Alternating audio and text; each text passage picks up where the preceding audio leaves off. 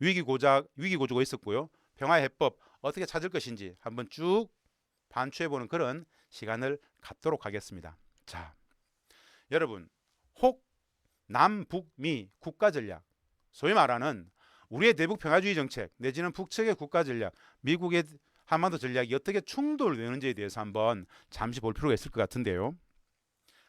북측은 어떤 국가 전략을 갖고 있을 것 같습니까? 제가 한번 여쭤보겠습니다. 북측의 통일 전략은 뭘까요? 북측의 국가 전략은 뭘까요? 사실 우리는 좀 생소합니다. 들어본 바가 별로 없습니다. 이런 말은 들어봤죠. 호시탐탐 적화야욕을 노리는 북한, 많이 들어보셨죠? 성남시 민주평통협의회 회원님들한테 단도직입적으로 한번 여쭤보겠습니다. 전쟁이 국가 전략인 나라가 있을까요? 전쟁이 국가의 전략인 나라가 있을까요? 좀 더 직접적으로 여쭤보겠습니다. 한반도는 다들 아시다시피 휴전협정 체제, 휴전 상황입니다. 아시다시피 미국, 북한, 중국, 미, 북, 중 3자가 휴전협정의 조인 주체죠. 한반도는 엄격하게 말씀드리면 전쟁 중에 있습니다. 즉 전쟁을 쉬고 있는, 국제법적으로는 전쟁 중인 상황입니다. 실질적으로 미국과 북한, 북한과 미국이 휴전협정의 조인 주체로서 북미는 현재 전쟁 중이죠. 여기서 질문이 있습니다. 북한은 미국과의 이 지긋지긋한 70년 전쟁 상태를 끝내고 싶어 할까요? 계속 전쟁 상태를 유지하고 싶어 할까요? 다들 생각이 좀 많습니까? 한반도 이 분단 체제라는 것은 말입니다. 본질적으로 전쟁 상태가 지속되고 있는 것이 분단 체제의 본질입니다. 우리는 전쟁을 못 끝내고 있습니다. 그래서 다시 여쭤봅니다. 북한은 미국과의 전쟁을 끝내고 싶어 할까요? 계속 전쟁 상태를 유지하고 싶어 할까요? 속에 여러 가지 생각들이 있을 겁니다.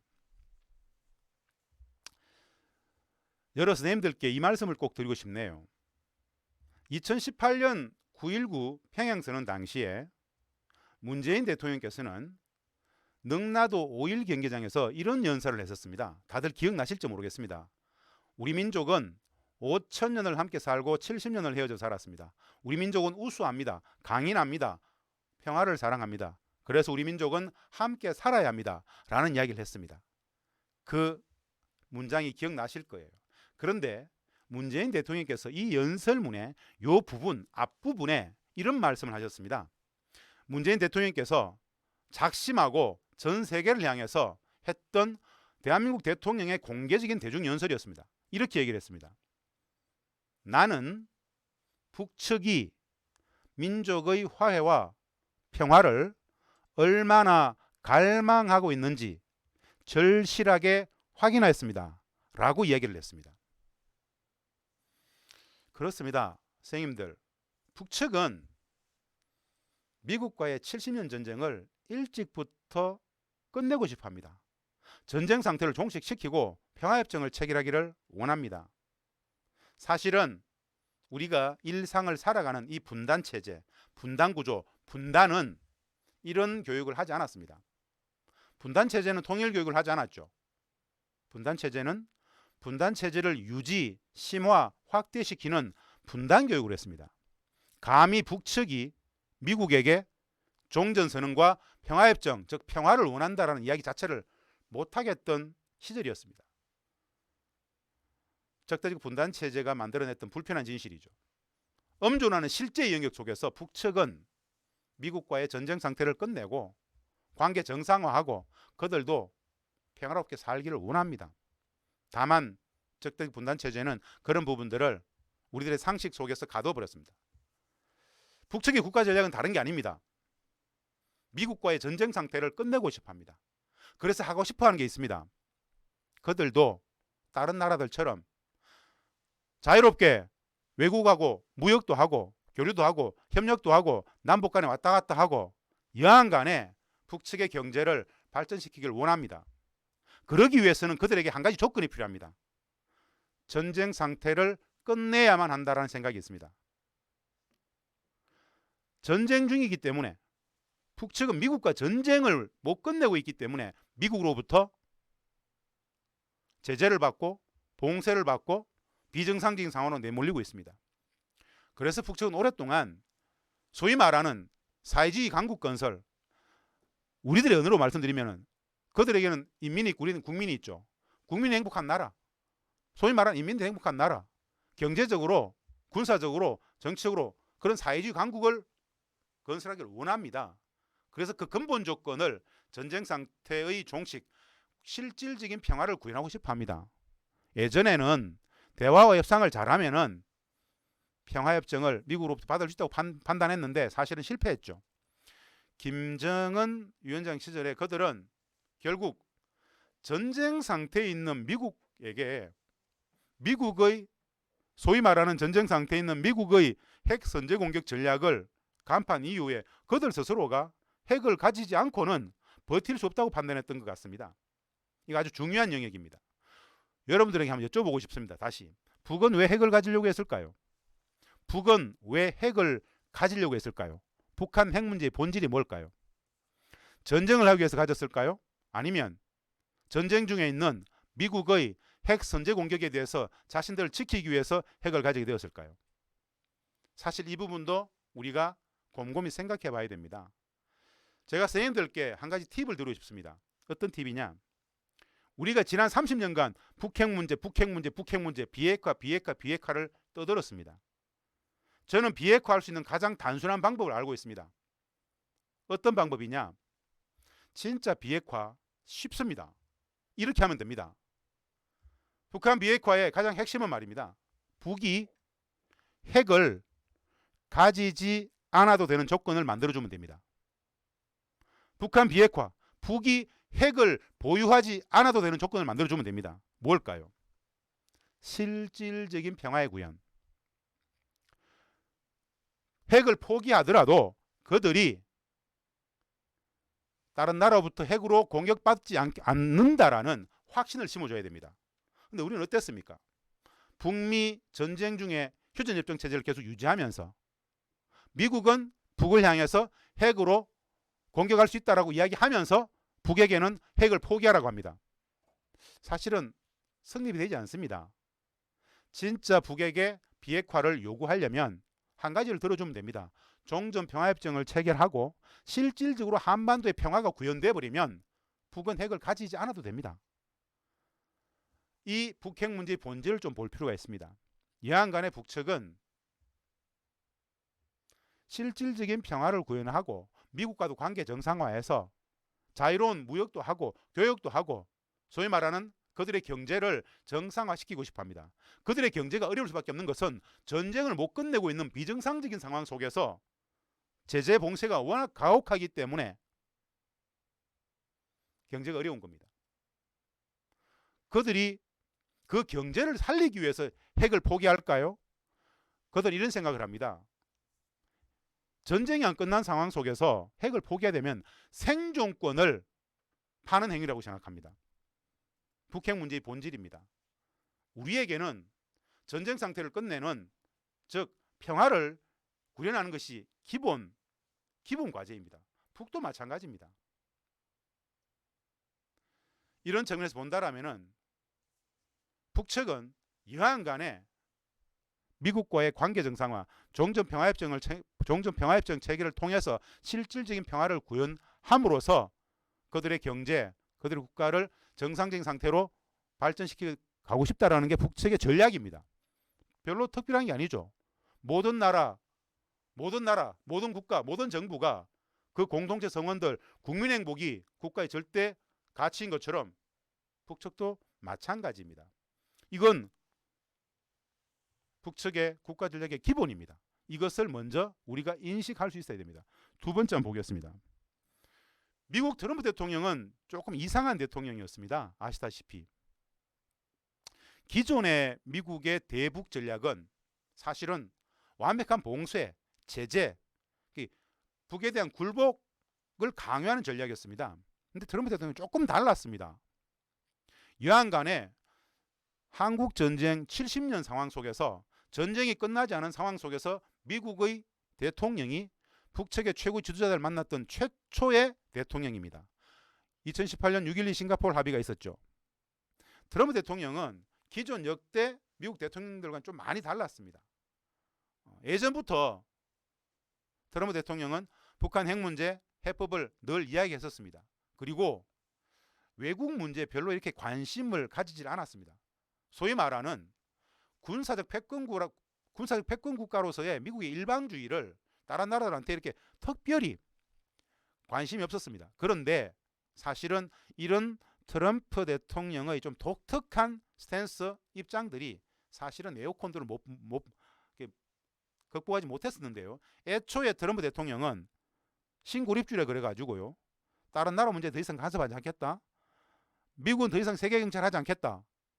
전쟁을 계속하고 외국의 군대를 주둔시킬 돈이 없다. 그런 돈을 가지고 미국이 국내 경기를 활성화시키는데 쓰겠다. 뭐 이런 전통적인 미국의 대외 팽창적인 개입주의로부터 많이 좀 물러나 있었습니다. 그래서 북측과 여차하면 종전 평화협정에 대해서도 협의할 수 있다라고 판단했기 때문에 그들은 2018년 6.12 싱가포르에서 최초로 트럼프, 김정은 위원장이 만날 수 있었던 겁니다. 그런데 여하간에 이런 트럼프의 대북 정책은 결국 한 가지를 넘어가지 못했습니다. 미국의 국무성, 국방성, 소위 말하는 전통적인 미국의 대한반도 정책을 주관해왔던 네오콘들. 오래됐죠, 사실은.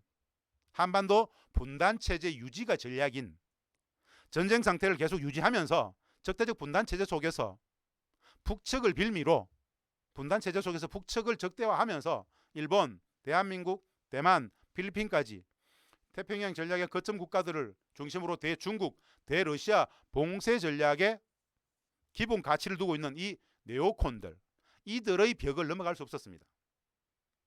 즉 네오콘들은 트럼프 대통령이 북측과 관계 정상화하고 종전, 평화협정 체결 내지는 제재를 완화하는 것을 네오콘들은 다 반대했죠.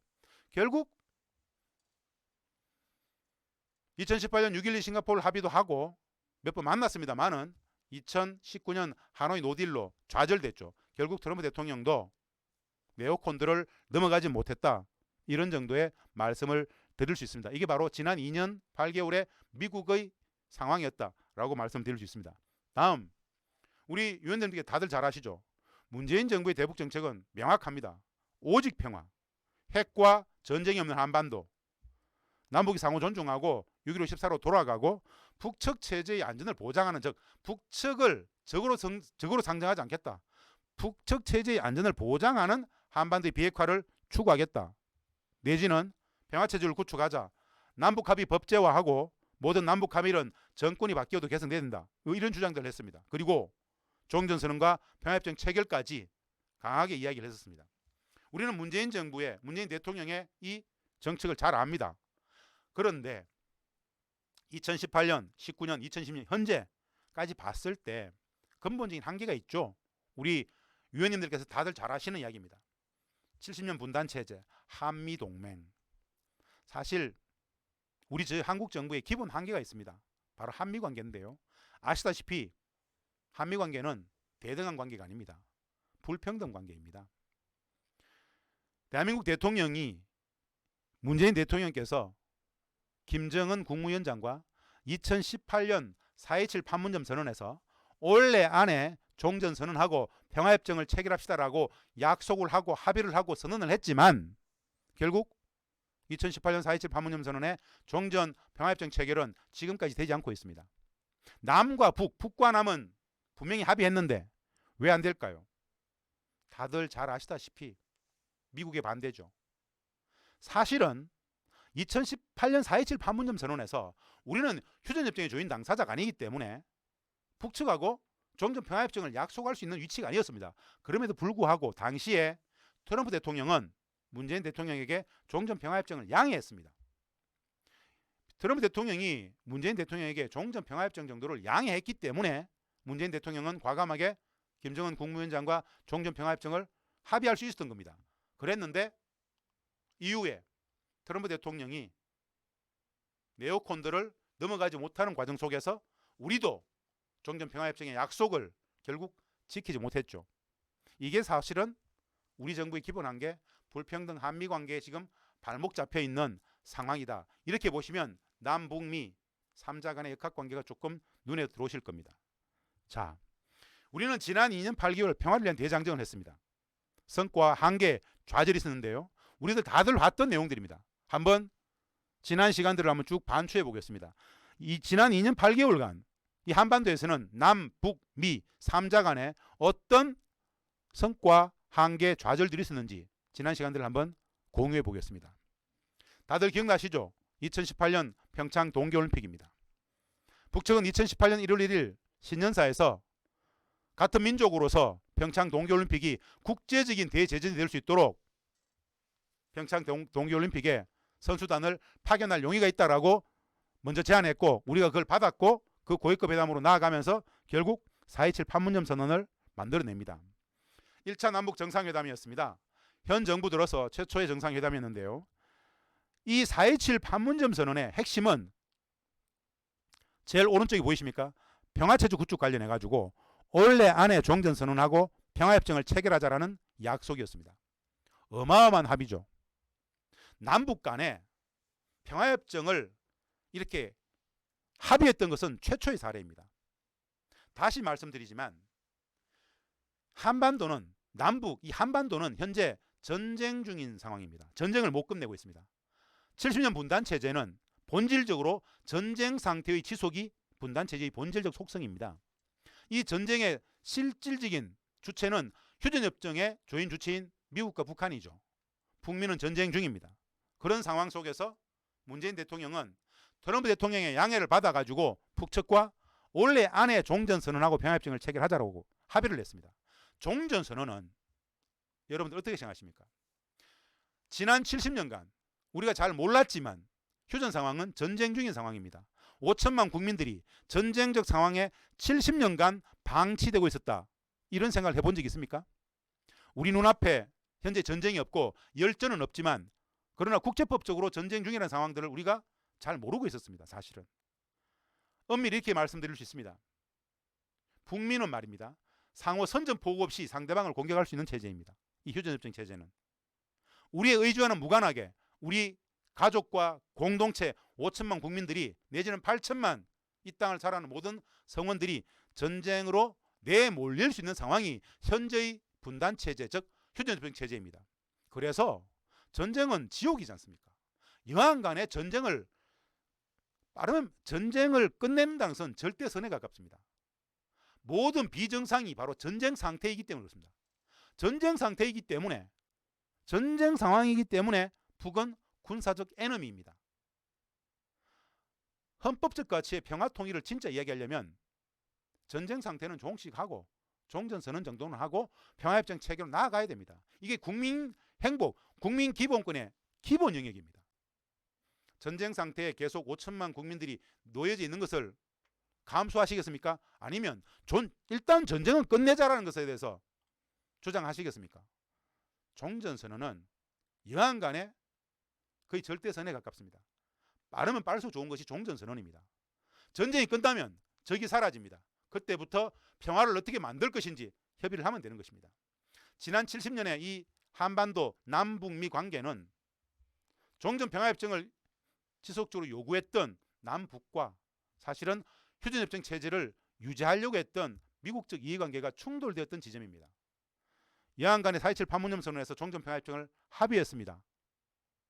왜 되지 않았을까요? 다들 아시다시피 미국의 네오콘, 군수산업가들, 군산복합체들, 북측을 빌미로 일본과 이 대한민국과 대만과 같은 이 태평양 전략의 거점 국가들에게 어마어마한 군수 산업 무기 체계들을 계속 안정적으로 팔아야 되는 그들의 이해관계가 휴전협정 체제를 계속 유지했던 분단 체제를 유지했던 실질적인 이해관계였죠. 우리는 분단의 주체입니다. 평화의 당사자죠. 우리의 분단으로 남과 북이 이 이득을 가져가는 게 아닙니다. 한반도의 분단은 주변 국가들에게 가장 큰 이득을 줍니다. 그렇다면 국제정책 패권에 질서 그 외세들의 국익을 위해서 우리가 분단되어 있는 것이 아니라 우리의 국익을 위해서 분단을 평화로 통일로 바꿔가는 것이 기본 선에 해당된다라는 말씀을 드리면서 4.27 판문점 선언을 봤습니다. 다음은 어떻습니까? 4.27 판문점 선언에서 남과 북의 최고 지도자는 이런 문장들을 선언에 담았습니다. 한반도에 새로운 평화의 시대가 열렸음을 8천만 결의와 전 세계 앞에 엄숙히 천명하였다. 문재인 대통령이 읽었던 문장입니다. 분단과 대결을 하루빨리 종식시키고 남북관계를 보다 적극적으로 개선하고 확고한 의지를 담아서 선언한다. 남북관계의 전면적이며 획기적인 개선과 발전을 이룩함으로써 더 이상 미룰 수 없는 시대의 절박한 요구, 굉장한 이야기를 했죠. 우리 민족의 운명은 우리 스스로 결정한다는 민족 자제 원칙을 확인한다. 합의는 철저히 이행될 것이다. 다방면적 협력과 교류, 왕래와 접촉 활성화될 것이다. 굉장히 엄청난 이야기들을 판문점 선언 모두에 이렇게 담았습니다. 지금 제가 방금 읽었던 이 판문점 선언의 모두의 내용들이 어떻습니까? 지켜졌습니까? 거의 민망한 내용들입니다. 왜 이렇게 됐을까요? 왜 이렇게 됐을까요? 어마어마한 합의들이 있었는데 이 선언은 현재의 교착 국면의 원인이 되었습니다. 이 모든 교착 국면이 왜 온지 아십니까? 단순합니다. 4.27, 6.12, 9.19의 합의, 약속, 선언들을 이행하지 않았기 때문에, 실천하지 않았기 때문에 이 교착이 있고 평화의 위기가 있는 것입니다. 보겠습니다. 4.27 판문점 선언 이후에 최초로 미국과 북한과 미국은 싱가포르에서 만났습니다. 북미 정상회담이 있었습니다. 트럼프 대통령이 김정은 위원장과 어떤 합의를 했는지 한번 보겠습니다. 북미 정상회담 싱가포르 합의문인데요. 미국은 북의 안전을 보장한다. 그게 상응해서 북은 한반도의 완전한 비핵화를 약속했죠. 이게 핵심입니다. 무슨 뜻이냐? 북미는 전쟁 중입니다. 전쟁 중에 있었던 미국의 대통령이 김정은 위원장에게 미국은 북의 안전을 보장하겠다. 군사적으로 공격하지 않겠다. 적대하지 않겠다라고 약속을 하고 거기에 상응해서 그렇다면 북은 완전한 비핵화에 약속을 한 거죠. 합의문 1, 2, 3, 4에 있습니다. 새로운 관계 수립 약속했죠. 적대 청산하고 평화를 가자. 그리고 항구적 평화체제 구축을 위해서 노력하겠다. 세 번째 한번 보십시오. 미국 트럼프 대통령은 말입니다. 판문점 선언에 종전평화협정을 재확인해 줬습니다. 종전평화협정을 할 수 있다고 얘기했습니다. 트럼프 대통령이 김정은 국무위원장에게 종전평화협정을 약속해 준 겁니다. 거기에 상응해서 북은 한반도의 완전한 비핵화를 약속했던 겁니다. 지금 어떻습니까? 아무것도 이루어지지 않았죠. 왜 이루어지지 않았을까요? 단도직입적으로 아주 클리어하게 명료하게 설명해 보겠습니다. 미국은 싱가포르 합의를 어겼습니다. 약속을 지키지 않았습니다. 북측이 풍계리 핵심적 폐기 들어가고 여러 다양한 신뢰 구축에 들어갔죠. 실종자 유해 송환하고 미군에 수습하고 상호 신뢰 구축의 과정이 비핵화를 정진할 수 있다고 봤기 때문에 싱가포르 합의 끝나자마자 북측은 돌아가서 단계 들어갑니다. 그러면서 북측은 미국에게 7.27 휴전협정 체결일 7월 27일이 휴전협정 체결일입니다. 7월 27일이나 아니면 8.15 정도에 트럼프 대통령이 종전선언 정도는 정치적 선언이기 때문에 할 수 있다고 봤습니다. 그런데 트럼프 대통령은 이 6.12 싱가포르 합의를 하고 미국으로 돌아가가지고 미국 의회 내지는 종전선언을 말도 못 꺼냈습니다. 그냥 싱가포르 합의만 하고 돌아가서 약속을 지키지 못했습니다. 그래서 북측은 조금 화가 났습니다. 발끈했습니다. 항의를 했습니다. 누구에게? 문재인 대통령에게. 4.27 판문점 선언 했을 때 미국도 양해한다고 했는데 미국은 지금 6.12 싱가포르 합의까지 했음에도 불구하고 실천을 하지 않고 있다라고 볼멘 소리를 하기 시작합니다. 그 교착 국면을 위기를 타개하기 위해서 다시 문재인 대통령이 운전자론을 이야기하면서 다시 어려운 발걸음을 뗍니다. 바로 우리가 지켜봤던 9.19 평양선언을 만들어냅니다. 다들 기억하시죠? 이날이 9월 19일 평양 능라도에 있어서의 대통령의 연설이었는데요. 아까 제가 말씀드렸던 그 내용들입니다. 9.19 평양선언의 핵심은 뭐냐? 이 도표의 가장 오른쪽에 있습니다. 문재인 대통령은 살짝 불만이 있는 김정은 위원장을 이렇게 설득했습니다. 어떻게 설득했느냐? 김정은 위원장이 잘 알다시피 트럼프 대통령은 일정 정도 종전 평화협정에 대한 의지가 있는데 그것을 강하게 반대하고 있는 네오콘들의 반대를 못 넘어가고 있기 때문에 트럼프 대통령에게 김정은 위원장께서 좀 더 담대한 대담한 양보를 함으로써 그 양보를 받아가지고 트럼프 대통령이 네오콘들의 반대를 넘어서 종전 평화협정으로 나올 수 있도록 좀 더 큰 대담한 양보를 해달라라고 요구했던 게 바로 핵 관련해서는 영변 핵시설단지 영구완전 폐기입니다. ICBM 즉 대륙간 탄도미사일 관련해서는 동창리의 엔진 시험장 즉 북측의 핵과 ICBM의 두 상징적인 장소인 영변과 동창리를 영구완전 폐기할 수 있다. 미국의 참관하에 조건이 있었습니다. 조건이 뭐였냐? 미국이 상응 조치를 한다면 종전평화협정 같은 것들 즉 미국의 70년 전쟁을 끝내고 미국의 대북 적대 정책을 포기한다라면은 그런 걸 보여준다라면은 동창리도 영변도 영구완전 폐기하겠다라는 엄청난 양보를 받아온 겁니다. 자, 이 양보를 받아와 가지고 문재인 대통령은 곧바로 미국으로 날아갔습니다. 9월 25일 한미 정상회담을 바로 합니다. 이 9.19 평양선언에서 동창리와 영변을 김정은 위원장이 대담하게 양보한 것을 트럼프 대통령에게 선물을 줬기 때문에 트럼프 대통령은 그 자리에서 폼페이오에게 바로 얘기합니다. 10월 말 11월 초 2차 북미 정상회담을 바로 준비해라. 폼페이오 평양 들어가라. 연락사무소 제재 완화, 인도적 지원 그리고 종전평화협정 하자라고 이야기하면서 2차 북미 정상회담을 준비를 시켰습니다. 자, 그런데 여기에서부터 이제부터 대반전이 일어나기 시작했습니다. 어떤 반전이냐? 전통적으로 미국의 대북 적대 정책을 분단체제 유지 전략에 몰두해 있었던 네오콘들의 대반격이 시작됩니다. 이 자리에서 분명히 트럼프 대통령은 폼페이오에게 10월 말 11월 초 2차 북미 정상회담을 준비를 시켰지만 미국의 네오콘들은 10월 말을 11월 말로 12월로 그 다음에로 2차 북미 정상회담을 계속 미뤄버립니다.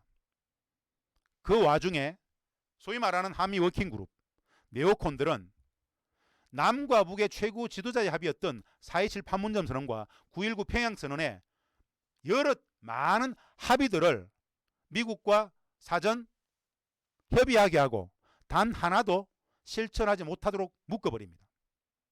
4.27 판문점 선언, 9.19 평양선언에는 종전평화협정 이외에도 개성공단 우선 정상화, 금강산 관광 재개, 다방면에 걸친 전면적이고 획기적인 엄청난 관계 개선의 교류 협력 사업들이 엄청나게 많이 합의가 되었습니다. 그 많은 것들을 미국은 다 거부해버리죠. 이렇게 얘기를 하죠. 핵 문제의 진전이 없이는 남북관계는 한 발짝도 못 나간다. 미국의 대북 정책 앞에 남북관계가 못 나간다. 그러면서 공식적으로 이야기했습니다. 트럼프 대통령을 시켜가지고. 대한민국은 남측 정부는 우리 미국의 승인이 없이는 북측과 아무것도 할 수 없다 라고 이야기를 하게 되죠. 소위 말하는 네오콘들의 대반격이 시작된 시점이 바로 이 9.19 평양선언 이후에 9.25 한미 정상회담을 트럼프 대통령이 지시하고 떨어졌을 때부터 10월, 11월, 12월, 1월, 2월까지 쭉 밀려버렸던 상황이 바로 현재의 위기를 만든 결정적인 시간이었습니다. 한마디로 4.27도, 6.12도, 9.19도 다 물거품 만들었던 게 미국의 네오콘들의 전면적인 대반격 속에서 이루어진 상황들입니다. 우리는 한미국 행군에 포박이 됐죠. 잃어버린 5개월이라고 합니다. 2018년 10월부터 2019년 2월 하노이 노딜까지 남북관계는 퇴보했고 실종돼 버렸죠. 비핵화 제재 프레임에서 한미관계 중심, 대북 제재 프레임에서 북한 문제를 풀려고 했었습니다. 결국 6.12 싱가포르 합의 후속 조치로서 종전평화협정 내지는 제재 이런 북미 간의 적대관계를 청산하려고 열었던 2차 북미 정상회담이 10월 말, 11월, 12월, 1월, 2월로 해를 넘겨가면서 5번 연기되는 과정 속에서 결국엔 노딜이 됩니다. 6.12 싱가포르 합의 자체를 부정해버리는, 아무런 합의도 하지 않죠. 북측은 비핵화의 프로세스를 갖고 나갔죠. 미국은 판을 깨버렸죠. 이게 사실은 본질이었습니다. 지난 2년 8개월에 있어서 228 하노이 회담은 결국 엄청난 파국의 단초가 되었죠. 228 하노이 회담의 노딜이 되었을 때 사실 개인적으로 트럼프 대통령은 김정은 위원장에게 굉장히 미안해했었습니다. 그래서 사실은 2019년 6월 말 판문점에서 만났던 겁니다. 트럼프 대통령이 미국 돌아가가지고 자기 보좌관들한테 계속했던 이야기입니다. 내가 김정은 위원장에게 너무 심하게 한 것 같다. 내가 좀 오버했던 것 같다. 이런 이야기를 계속합니다. 그만큼 하노이 회담의 노딜은 굉장한 충격파였죠. 북측은 하노이 회담의 노딜이 됐을 때 김정은 위원장이 트럼프 대통령에게 이렇게 이야기했습니다. 좋다. 연말까지는 기다리겠다. 다른 거 필요 없고 미국의 전통적인 대북 적대 정책을 내려놓고 우리 북측과 관계 정상화하겠다라는 메시지만 갖고 온다라면 나는 언제든지 만날 수 있다. 적대 청산하고 종전 평화협정 체결을 위해서라면 우리는 기존에 6.12 싱가포르 합의부터 했던 쭉 프로세스를 진행할 수 있다. 적대를 내려놓고 평화협상과 관련된 안건들을 갖고 온다라면 다시 만날 수 있겠다. 연말까지는 기다리겠다고 했습니다. 2019년 연말까지 트럼프 대통령은 사실 네오콘들의 반대 속에서 아무것도 내놓을 게 없었습니다. 원점을 회귀했죠. 그때서야 북측은 2019년 연말까지 기다렸다가 결국 조선노동당 당 중앙이 8차 전당대회 전원회의를 소집해서 새로운 국가 전략을 발표합니다. 무슨 뜻이냐? 북측은 사실 2018년 1월 1일 신년사에서부터 미국과의 관계 정상화로 나아가기 위해서 국가 전략을 바꾸고 나왔었습니다. 2018년 4.27 판문점 선언에서 종전평화협정을 받고 비핵화를 약속해 주기 위해서 그들이 핵무력과 인민경제, 핵과 경제 병진 전략을 갖고 있었던 전략을 폐기하고 인민경제에 총집중하겠다는 국가 전략을 발표하고 4.27 판문점 선언에서 종전평화협정 약속하고 비핵화를 약속해 줬던 겁니다. 국가 전략을 바꾸고 나왔었는데 결국 돌아보니까 역시 미국의 대북 적대 정책은 상수지 바뀌지 않는다라고 보고 그들은 전원회의를 통해 가지고 결국 국가 전략을 새로 바꿉니다. 이 2차 북미 정상회담 228 베트남 하노이에서의 이 상황들 다들 보셨을 겁니다. 웃고 있는 존 볼턴의 모습과 먼 산을 바라보고 있는 트럼프 대통령 그리고 김정은 위원장의 모습입니다. 하노이 회담의 실패는 남북관계의 더 큰 실패였죠. 네오콘의 반격, 트럼프의 좌절, 비핵화, 제재, 한미동맹 프레임에서 우리 정부의 소극성, 피동성 이런 부분들이 교착 국민의 첫 시발이 되기 시작합니다. 북측은 말씀드린 바와 같이 노동당 당 중앙위 전원회의를 통해서 새로운 국가 전략을 발표합니다. 3박 4일간의 장기간에 걸친 회의를 통해서 유사일의 최대의 회의를 통해서 국가 전략을 새로 발표했습니다. 그게 뭐냐? 정면 돌파전을 이야기했습니다. 이건 한마디로 이런 말씀을 드릴 수 있습니다. 정면 돌파전이라는 것은 예전에는 대화와 협상을 잘하면 미국과 평화협정을 체결할 수도 봤는데 그건 실패한 전략이었습니다. 그런데 김정은 위원장은 미국의 핵 선제 공격 전략에 안보도 지키면서 우리가 실질적으로 유사시에 미국을 때릴 수 있는 무력을 가져야만 미국도 군사적 공포감에 휩싸여서 안정적인 평화협정을 원할 것이다. 불안정한 휴전협정 체제보다는 평화협정 체제를 원할 것이다 해서 가지게 되었습니다. 가지게 되었음에도 불구하고 실질적으로 북측에서 미국을 타격할 수 있는 ICBM과 핵무력을 건설했음에도 불구하고 무시하면서 결국 이 판을 다시 원점을 회귀시켰습니다. 무대책이죠. 방치하는 것이죠. 그래서 이 세 번째 나온 전략은 미국의 북에 대한 적대 정책은 상수다. 바뀌지 않을 것이다.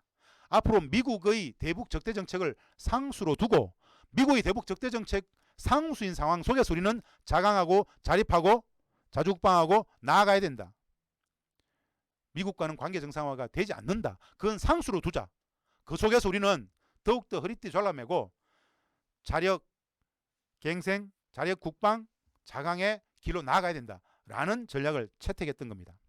결국 이후의 관계가 이 교착 국면으로 계속 이어져 왔는데요. 2020년 위기구조 다 보셨죠? 우리가 지난 1년을 돌이켜봤을 때 이것은 2019년 연말 노동당 당 중앙위 전원회의에서 발표했던 정면 돌파전이 나왔을 때 예견됐던 이야기입니다. 이미 올해 초에 김계관 외무성 고문은 미국과의 대화 타격에서 1년 반이 넘게 쏘갔다고 이야기를 하죠. 그들은 이렇게 얘기를 합니다. 미국이 결코 북측과 자신들과 관계 정상화하고 종전평화협정에 나서지 않을 것을 잘 알고 있다고 이야기를 합니다. 미국의 그 전략은 바뀌지 않을 것이다. 즉 미국은 한반도의 전쟁 상태의 지속, 분단체제 유지 전략이 국가의 전략이지 자신들과 결코 종전평화협정을 체결하지 않을 것이다 라고 못을 받고 있습니다. 그런 상황 속에서 우리가 대한민국 우리 남측 정부에 대해서 일정 정도 굉장히 큰 불만을 제기합니다. 남과 북이 미국이 저 분단체제 유지 전략이 저렇게 확고하다라면 남북관계를 쭉 치고 나가면 되는데 미국의 대북 적대 정책 뒤에 숨어서 우리의 역할들이 우리 남측 당국의 역할이 너무 소극적이다. 너무 피동적이다. 라는 관점에서 우리를 많이 비난하기 시작합니다. 그러면서 관계가 매우 어려운 행보로 가게 되죠. 그래서 사실 우리가 지켜봤던 위기의 발단 이 대북 전단의 문제가 나왔습니다. 대북 전단은 사실은 엄밀하게 말씀드리면 군사적 심리전입니다. 적대 행위입니다. 이것 자체가 사실은 휴전협정 위반입니다. 정전협정 위반이에요. 이것 스스로가 사실은 4.27과 9.19 합의 위반입니다. 북측은 사실은 하노이 회담 노딜이 되기 전까지 9.19 평양선언에서 하노이 회담 노딜이 되는 과정 속에서 우리한테 했던 이야기가 있습니다. 아주 계속 반복적으로 했던 이야기가 있습니다. 미국의 대북 적대 정책은 바뀌지 않을 것이다. 미국은 이렇게 협상을 하는 동 마는 동 하면서 결국 아무런 타결을 하지 않을 것이다. 남과 북이 4.27과 9.19에서 합의했던 것들을 조금씩 실천해 나가는 과정 속에서 미국을 추동해야 되지 4.27과 9.19의 많은 합의들을 아무것도 실천하지 않으면서 그냥 북미 회담만 지켜보는 남측의 태도는 결국 북미 회담이 실패할 수밖에 없는 조건이 된다. 미국은 별 생각이 없기 때문에 분단의 주체이자 평화의 주체인 남과 북이 치고 나가자고 이야기를 합니다. 근데 우리는 소극성에 빠져가지고 눈치 보기, 미국과의 관계 속에서 2차 북미 정상회담이 잘 되면 다 잘 될 거야. 2차 북미 정상회담만 되면 다 잘 될 거니까 미국을 자극하지 말자. 4.27과 9.19의 합의들은 2차 북미 정상회담만 다 잘 되면 언제든지 다 될 수 있기 때문에 그 뒤로 미루자라고 계속 이야기했습니다.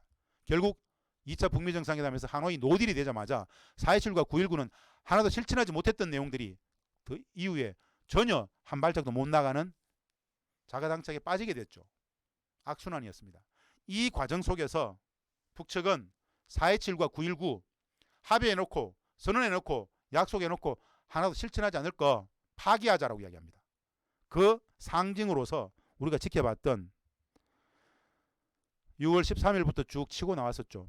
그들은 대놓고 공동연락사무소를 만들긴 했지만 아무것도 하지 않고 있는 이 상황 속에서 우리는 이 공동연락사무소부터 해체하겠다고 얘기했었습니다. 그래서 결국 그들 6월 16일 날 폭파해버리죠. 파국이었습니다. 파국. 공동연락사무소의 폭파는 4.27, 9.19, 6.12의 파국이라고 봐도 무방합니다. 남북미 관계는 철저히 상호 작용의 관계이죠. 일방적인 관계는 사실 별로 없습니다.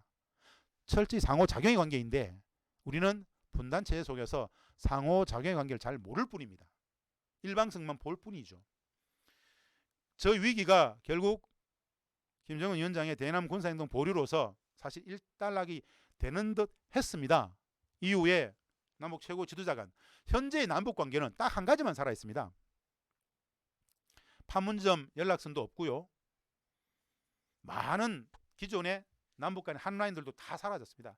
유일하게 남아있는 것은 문재인 대통령과 김정은 위원장 간의 친서, 이 친서 외교 말고는 아무것도 없습니다. 그래서 우리가 지켜봤던 내용들이죠. 지난 9월에 문재인 대통령께서 김정은 위원장한테 코로나 상황 때문에 전설을 보냈고 거기에 대해서 왔다 갔다 관계 회복을 위한 마지막 실마리를 잡고 있었던 상황이었고요. 그리고 김정은 위원장이 그 와중에 남쪽 국민의 서해상의 비격 사건 관련해 가지고 매우 미안하다라는 적극적인 유감을 표명함으로써 미안함을 이야기함으로써 남과 북의 최고 지도자 간에만 신뢰가 마지막 남아있고 당국 관계는 사실은 거의 없습니다. 지난 김정은 위원장 당창건 75년 기념사에 보면은 평화적 남북간의 복원의 기대도 있긴 합니다. 사실 어려운 형국입니다. 제가 지금 이 말씀들을 많이 들었던 이유는 2018년, 2019년 올해는 근데 또 코로나 상황까지 남북관계가 새롭게 복원될 수 있는 여지들이 거의 매우 힘들었던 것도 사실이고 우리가 한미관계 속에서 돌파구를 찾지 못하고 있는 요인들도 없지 않습니다. 내년 전국도 별로 달라질 것 같지 않습니다. 미국의 바이든 행정부가 들었었습니다. 별로 달라질 것이 없습니다. 한번 전망을 좀 해보겠습니다. 평화의 해법 결국 어떻게 할 것인가 이 말씀을 이제 정리하면서 말씀을 드릴 건데요. 전국 전망입니다.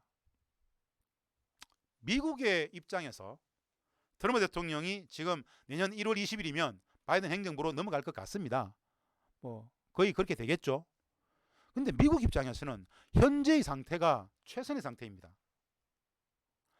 현재의 교착 상황 유지가 미국에게는 최고의 전략일 수 있습니다. 북미 협상 대선 이전에도 이후에도 당분간은 없습니다. 성립될 수 있는 여지가 별로 없습니다. 얼마 전에 10월 달이었는데요. 오브라이언 안보보좌관이 이런 이야기를 했었습니다. 북측과의 비핵화 협상 내년에 2021년 도쿄올림픽 때나 가능할 것이다. 이렇게 얘기를 했습니다. 근데 오브라이언 미 국가안보보좌관이 공부를 안 하는 건지 의도적인 발언인지 어처구니 없는 이야기입니다. 사실은 앞으로 비핵화 협상은 없습니다. 결코 없습니다. 북측은 미국과의 비핵화 협상은 다시는 하지 않을 겁니다. 하지 않습니다. 북측이 대화의 타격에 나오는 것은 한 가지 조건일 때 평화협상. 평화협상을 하려고 옵니다. 비핵화라는 것은 평화를 위한 수단이죠. 비핵화가 평화에 앞서지 않습니다. 평화를 위한 비핵화입니다. 평화를 위해서라면 비핵화도 할 수 있고 평화를 위해서라면 종전선언도 평화협정도 평화를 위해서라면 남북 간의 수많은 교류협력도 할 수 있는 겁니다. 평화를 위해서라면 인적 교류, 사회문화 교류, 여행도, 개성난 재개도 다 할 수 있는 겁니다. 그런데 우리는 비핵화가 진전이 없이는 남북 관계는 한 발짝도 못 나간다라는 프레임에 갇혀 있었죠. 그래서 북측은 앞으로 평화협상만 하겠다라는 겁니다. 비핵화 협상 더 이상 하지 않겠다. 왜 비핵화 협상을 하지 않겠다라고 이야기하느냐? 이런 게 있습니다. 제가 선생님들께 이 강의를 듣는 분들한테 한번 여쭤보고 싶은 게 있습니다. 미국은 진짜 북측의 비핵화를 원할까요? 제 결론은 그렇지 않습니다. 제 결론은 미국은 북측의 비핵화에 대해서 별로 관심이 없는 것 같습니다. 무엇에 관심이 있는가? 일상적인 군사적 긴장이 유지될 수 있는 분단체제가 유지되면 됩니다. 분단체제 유지 전략에 비핵화는 빌미일 뿐입니다. 즉 제가 아까 이런 말씀 드렸습니다. 북한 핵 문제의 본질, 그것은 북이 핵을 가지지 않아도 되는 조건을 만들어주면 비핵화가 되는 겁니다. 북이 핵을 가지지 않아도 되는 조건이 바로 뭐냐? 종전평화협정, 실질적인 평화의 구현입니다. 그런데 미국의 입장에서는 종전평화협정, 실질적인 평화가 구현되어 버리면 태평양 전략에 엄청난 구멍이 생깁니다. 북을 빌미로 분단체제를 유지하면서 일본, 우리 대한민국, 대만, 필리핀까지 태평양 전략의 거점 국가들 중심으로 대중국, 대러시아 봉쇄를 하면서 이 지역에 있어서 군사적 패권과 정치적 패권과 경제적 패권들을 유지할 수 있었는데 북측과 평화를 구현해버리면 이 모든 것이 사라질 수 있습니다. 비핵화는 빌미입니다. 어떤 뜻이냐? 북이 핵을 북핵 문제가 대두되지 않았던 50년대, 60년대, 70년대에는 왜 종전평화협정을 안 해줬을까요? 자명한 이야기입니다. 사실은. 진짜 미국이 비핵화에 대한 관심이 있다라면 전쟁 상태 해소, 전쟁을 끝내야 되죠. 종전평화협정을 체결함으로써 비핵화를 추동할 수 있습니다. 비핵화가 궁극적 목적이라면 종전평화협정을 하면 됩니다. 그런데 비핵화가 궁극적인 목적이 아니고 전쟁 상황 유지가 궁극적인 목적이기 때문에 종전평화협정을 안 하는 겁니다. 미국의 이런 분단체제 유지 전략이 국익이기 때문에 현재의 교착 상황이 미국에게는 최선의 상황입니다. 이제 북측도 나서지 않습니다. 결국 현재의 미국도 별로 관계 변화를 원하지 않고 북측도 그런 미국에 대해서 더 이상 아쉬운 소리 하지 않겠다는 겁니다. 평화협상만 나올 수 있다는 겁니다. 비핵화는 평화협상의 한 과정으로서 다뤄질 수는 있겠지만은 비핵화협상을 하지 않겠다는 겁니다. 결국 이 남북미 3자 간의 교착 국면 속에서 누가 가장 힘듭니까? 우리가 가장 힘듭니다. 트럼프 대통령은 우리에게 방위비를 5배나 더 물렸습니다. 어마어마한 이야기죠. 불평등 한미관계 속에서 우리만 소위 말해서 미국의 호구가 된 상황입니다. 국민들은 일상적으로 전쟁 위기에 빠져 있어야 되고 이 엄청난 코로나 전국 속에서도 우리만 유일하게 불평등 한미관계 속에서 여러 많은 불이익들을 감내해야 됩니다. 결국 우리가 움직여야 됩니다. 남북미 교착 국민의 실질적인 돌파구는 우리가 움직여야 됩니다. 어떻게 움직일 것인가? 그 해법을 좀 말씀드리겠습니다. 먼저 이거 잠시 보겠습니다. 바이든 시대 남북미 관계. 저는 협상가 중재자 조정자로서 상원 의원을 36년간이나 하고 부통령 8년 했던 바이든에 대해서 일면 나름 예측 가능한 정치인이라는 측면 속에서 저는 도전과 기회, 위기와 기회가 있다고 봅니다.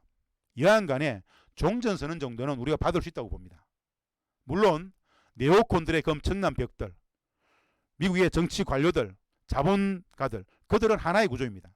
그들은 종전선언 반대합니다. 그런데 바이든 대통령은 우리가 종전선언 정도는 받을 수 있다라고 강하게 이야기한다라면 협상이 가능하다고 봅니다. 미국은 쿠바와도 관계 정상화했고요. 미국은 베트남과도 관계 정상화했습니다. 2차 세계대전 이후에 유일하게 70년 전쟁을 못 끝내고 있는 유일한 땅이 이 땅입니다. 바이든은 외교관입니다.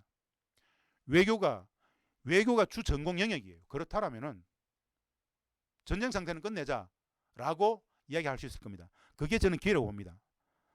이것을 할 수 있는 것은 우리 정부의 역할입니다. 우리 정부가 능동적으로 움직여야 됩니다. 우리 정부가 놔두면 가만히 있으면 바이든이 알아서 할 것인가? 전혀 움직이지 않을 것이다. 바이든 입장에서 왜 그것을 움직이겠습니까? 우리가 바이든의 합리적 이성에 우리 정부가 능동적 외교를 할 때 종전선언 정도는 하자라고 할 수 있을 때 저는 분위기는 바뀔 수 있다고 봅니다. 그러기 위해서는 우리가 바뀌어야 됩니다. 무슨 뜻이냐? 남북미가 있습니다. 우리는 미국의 국가 전략을 못 바꿉니다. 나아가서 우리는 북측의 국가 전략을 못 바꿉니다. 우리가 바꿀 수 있는 것은 우리의 전략을 바꿀 수 있습니다. 지난 2년 8개월을 성찰해 봤을 때 우리에게 어떤 문제가 있었는가? 비핵화 프레임에 갇혀 있었죠. 핵 문제 진전이 없이는 남북관계는 한 발짝도 못 나간다라는 이상한 프레임에 갇혀 있었습니다. 평화를 위해서라면 비핵화도 할 수 있고 다른 많은 걸 같이 할 수 있습니다. 비핵화는 과정, 수단, 절차일 뿐입니다. 무엇을 위한? 평화. 더 큰 국민의 행복을 위한 절차 수단일 뿐이죠. 그렇다면 비핵화의 프레임을 평화의 프레임을 바꾸는 인식에 대해 전환이 필요합니다. 한 가지 더 말씀드리면 4.27 판문점 선언, 9.19 평양선언, 6.12 싱가포르 합의, 이 많은 회담들은 비핵화 회담이었을까요? 평화회담이었을까요? 평화회담이었습니다.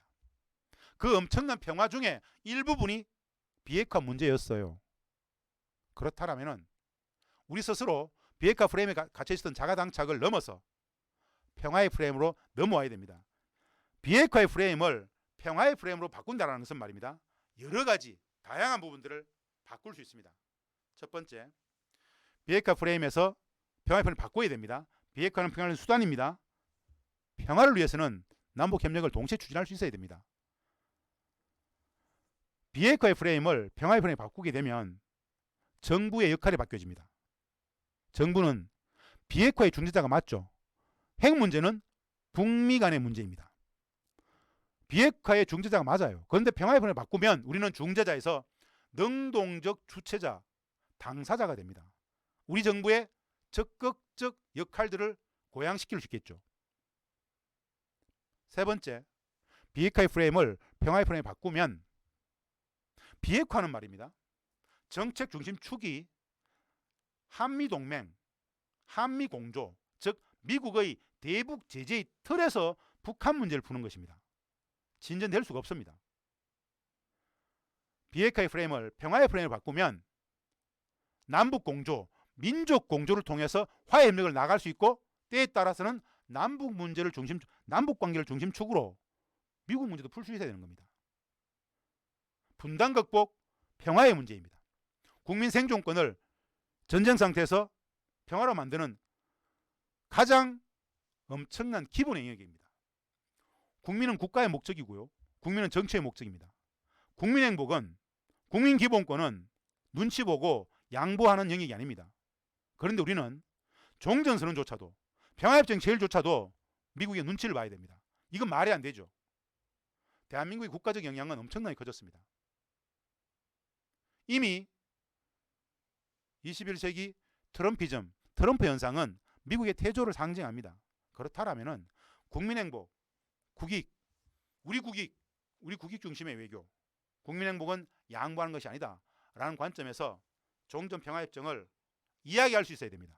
우리 시민사회가 이야기합니다. 국민들이 이야기합니다. 그렇다면 우리 정부가, 미국 행정부에, 미국 국무부에 종전평화협정은 선에 가깝다. 한반도의 종전선언은 미국이 우리에게 주는 선물이 아니다. 우리의 기본권이다. 전쟁은 끝내자라고 정부가 능동적 자세로서 이야기할 수 있을 때 남북관계는 다시 복원될 수 있습니다. 우리는 우리의 기본권조차도 눈치 본다고 스스로 알아서 말도 못하고 있었던 건 아닌지 우리 스스로 반추해 봐야 됩니다. 그래서 저는 비핵화의 프레임을 평화의 프레임을 바꾸자. 인식의 대전환이 필요하다. 비핵화는 평화의 수단일 뿐이다. 비핵화의 진전 없이는 남북관계는 한 발짝 못 나간다라는 이 정책 실패를 인정하고 인식의 전환이 필요하다 라고 이야기하면서 정책 프레임을 평화의 프레임을 바꿀 것을 이야기하면서 국가의 전략 기조를, 정책 프레임을, 정책 중심 축을 평화로 가져야 된다는 말씀을 드리면서 제 발제를 마치겠습니다. 고맙습니다. 감사합니다.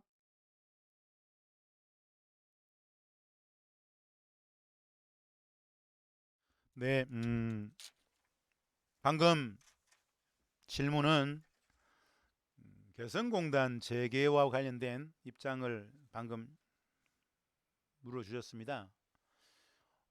개성공단 관련해서 몇 가지 말씀을 좀 드리고 싶습니다. 개성공단 재개 해법 있습니다.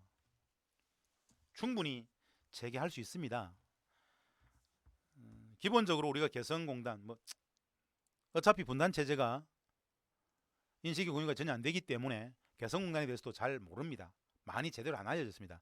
개성공단을 왜 만들었는지, 우리가 먼저 만들자고 해서 우리가 제안했던 게 개성공단 사업입니다. 평화를 제도화하기 위해서, 평화를 정착시키기 위해서, 남과 북이 신뢰 구축을 하기 위해서 경제협력의 방식을 채택했던 게 개성공단 사업이고요. 중요한 것은 14년간 남과 북이 개성공단을 해봤습니다. 6만의 노동자들이 함께 같이 생활하면서 14년간 우리는 그곳에서 평화도 만들고 경제도 엄청나게 일구었습니다. 압도적으로 퍼왔죠. 사실은 개성공단 재개 방법 관련해 가지고 우리는 이런 이야기를 합니다. 안보리 제재 때문에 안 되잖아. 사실은 미국의 반대 때문에 못하고 있다고 보는 게 맞죠. 개성공단은 말입니다. 6.15의 합의이기도 하고 14의 합의이기도 하고요. 4.27 판문점 선언에서 합의이기도 합니다. 9.19 평양선언에서는 정치 군사적 측면에서는 종전평화협정이 가장 큰 합의였지만 다른 사회문화 교류협력적 관점에서는 우선 개성공단 금강산 관광부터 재개하자라는 합의를 9.19 평양선언에서 합의를 했습니다. 그런데 왜 못하는가? 북측은 9.19 평양선언이 끝나자마자 남북관계의 복원을 위해서 상징적으로 새로운 합의들을 실천한 것보다는 이미 14년간 했던 개성금강산 정도는 할 수 있는 거 아니냐. 그렇게 차근차근 하면서 남북관계를 복원시켜 가다 보면 미국도 들어오게 된다라고 실천하자 그랬습니다. 우리는 미국 눈치가 좀 보였습니다. 미국은 대놓고 개성난 재개를 반대했습니다. 안 된다고. 사실은 안보리 제재는 개성공단 자체를 제재하지 않습니다. 북에 대한 일반 제재와 관련해 가지고 개성공단하고 연계되는 게 몇 가지가 있을 뿐이지 직접 개성공단 재개를 제재하지는 않습니다. 근데 여하간에 미국이 대놓고 개성공단 안 되라고 하는 미국의 반대가 눈앞에 있기 때문에 우리 정부는 북측과 합의했음에도 불구하고 아무것도 못하고 있었던 상황입니다. 그래서 소극적으로 미국의 반대 때문에 안 된다고 이야기를 하고 제재 때문에 안 된다고 계속 이야기했죠. 사실은 개성공단을 설립 취지에 맞게끔 제재와 무관하게 돌릴 수 있는 방법이 있습니다. 개성공단을 설립했던 최초의 목적은 뭐였냐면요. 남과 북이 남측의 자본과 기술이 북측의 토지와 노동력이 만나가지고 신뢰 구축하고 평화를 제도하고 경제 번영도 경제적 이득도 구현하자는 거였어요. 기존에는 남측의 자본과 기술이 들어갔죠. 남측의 원부자재가 들어갔습니다. 100% 원부자재가 남측에서 들어갔습니다.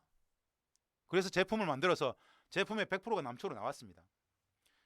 이 상황이 안보리 제재하고 저촉될 수 있는 지점들이 있지만 사실은 케이스 바이 케이스로 붙어보면 안보리 제재를 피해갈 수 있는 방법도 없지 않습니다. 그럼에도 불구하고 안보리 제재와 무관하게 미국의 반대, 미국의 제재와는 무관하게 완전 무결하게 그냥 남북이 개성공단을 가동할 수 있는 방법은 뭐냐? 개성에서 말입니다. 기존에 남측의 원부자재가 들어갔었는데 남측의 원부자재를 쓰지 않고 북측의 원부자재를 가지고 북측 땅인 개성에서 임가공을 해서 제품을 만들어서 남측으로 빼지 말고 그 제품들을 북측의 내수시장에 공급하는 방식입니다.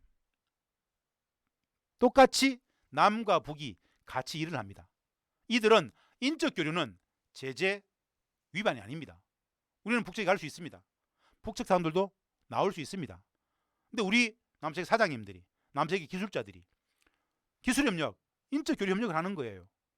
개성공단에 있는 남측 입주기업들은 모두 북측 법인입니다. 북측의 법인에서 북측의 노동자들이 임가공을 통해서 북측의 원부자재를 가지고 제품을 만들어서 북측에 공급해버립니다. 이것은 제재가 개입할 수 있는 지점이 하나도 없습니다. 다만 그 북측의 법인의 원주인이 남측 사람입니다. 북측 법인일 뿐이에요. 이것은 어떠한 제재들도 제재할 수 있는 여지가 전혀 없습니다. 이 방식을 이야기하는 이유는 남북관계 복원을 이렇게 해서 할 수 있다는 겁니다. 왜냐? 현재의 교착 국민이 오게 된 가장 큰 원인은 뭐냐? 제가 오늘 발제했다시피 여러분들 다 보셨다시피 현재의 교착 국민이 오게 된 원인은 4.27과 9.19의 합의들을 선언들을 실천하지 못했기 때문에 약속을 지키지 못했기 때문에 발생한 위기고 교착 국민들입니다. 그렇다면 지금이라도 4.27과 9.19의 합의들을 제재와 무관한 것들은 실천하면 됩니다. 그러면 관계 회복이 됩니다. 4.27과 9.19 합의 중에 교류협력소에서 가장 큰 합의는 개성금강산 합의죠. 그렇다면 우리 대통령께서 인적교류 이야기했지 않습니까? 금강산 관광부터 인적교류 여행을 하자 그랬지 않습니까? 코로나 때문에 안 되는 상황이죠. 그렇다면 여행과 개성난 재개의 문제들을 이런 방식을 통해서 푼다라면 남북관계는 회복될 지점이 좀 있습니다. 근데 지금 가장 큰 문제는 코로나 팬데믹입니다. 코로나 팬데믹 때문에 전 세계가 다 봉쇄하고 있지 않습니까? 북측도 마찬가지죠. 일정 정도 코로나 상황이 진전되어지면 우리는 개성공단을 재개할 수 있는 이런 방법을 통해서라도 재개하고 남측의 원부자재가 들어가서 완제품이 남쪽으로 나오는 것은 케이스 바이 케이스로 미국의 반대를 넘어서 유엔 안보리 제재위원회를 찾아가가지고 이 해당 사항은 제재와 무관하다는 것을 설명함으로써 조금씩 제재 예외 면제를 받음으로써 연착륙할 수 있을 것이다. 이게 제가 생각하는 개성난 재개의 해법 수순이다라고 말씀을 드립니다.